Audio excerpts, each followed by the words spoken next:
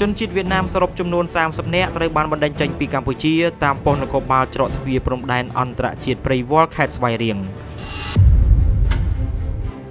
នៅថ្ងៃអង្គារ7កើតខែកដឹកឆ្នាំម្សាញ់សប្បុរស័កពុទ្ធសករាជ2569ត្រូវនៅថ្ងៃទី28ខែតុលាឆ្នាំ2025តាមអនុសាសន៍ដ៏ខ្ពង់ខ្ពស់ឯកឧត្តមអភិសន្តិបណ្ឌិតឧបនាយករដ្ឋមន្ត្រីក្រសួងមហាផ្ទៃឯកឧត្តមសន្តិបណ្ឌិតនិងថ្នាក់ដឹកនាំក្រសួងមហាផ្ទៃ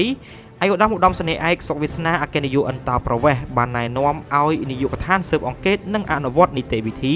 ធ្វើការបណ្តេញជនជាតិវៀតណាមសរុបចំនួន30នាក់ស្រី6នាក់ចេញពីព្រះរាជាណាចក្រកម្ពុជាតាមប៉ុស្តិ៍នគរបាលច្រកទ្វារព្រំដែនអន្តរជាតិព្រៃវល់ខេត្តស្វាយរៀង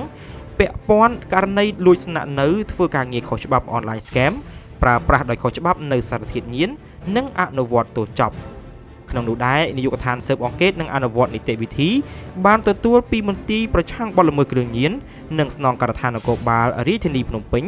នៃអគ្គស្នងការដ្ឋាននគរបាលជាតិ